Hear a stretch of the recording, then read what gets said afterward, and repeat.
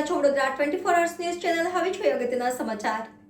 Bharatiya Janata party Vadodara Lok Sabha બેઠકના યુવા અને શિક્ષિત ઉમેદવાર હેમાંગ જોશીના ઉમેદવારી નામાંકન ફોર્મ ભરવા માટે મોટી સંખ્યામાં સમર્થકો તેમજ ભારતીય જનતા પાર્ટીના કાર્યકર્તા ઇસ્કોન મંદિર ખાતે ઉમટી પડ્યા.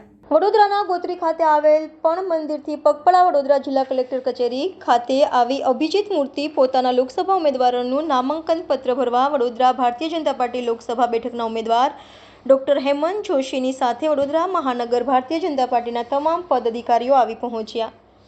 ભારતીય જનતા પાર્ટી વડોદરા શહેરના અધ્યક્ષ ડોક્ટર વિજય શાહ, સાંસદ રંજનબેન તેમજ ગુજરાત વિધાનસભાના મુખ્ય દંડક અને રાવપુરા વિધાનસભાના ધારાસભ્ય બાલકૃષ્ણ શુક્લા, શહેરવાળી વિધાનસભાના ધારાસભ્ય મનીષાબેન વકીલ, સયાજીગંજ વિધાનસભાના ધારાસભ્ય કે રોકડિયા, માંજલપુર વિધાનસભાના ધારાસભ્ય યોગેશ પટેલ સહિત પૂર્વ ધારાસભ્ય જીતેન્દ્ર સુખડિયા તેમજ ઇસ્કોન મંદિરના મહંત નિત્યાનંદ સ્વામી વિશેષ રૂપે વડોદરા લોકસભા બેઠકના યુવા અને શિક્ષિત ઉમેદવાર ડોક્ટર હેમાંગ જોશીના નામાંકન ફોર્મ ભર્યું. ચોક્કસ આજે વડોદરા લોકસભાની અંદર ભારતીય જનતા પાર્ટીના ઉમેદવાર તરીકે વિધિવત રીતે હું મારું નામાંકન ભરવા જઈ રહ્યો છું.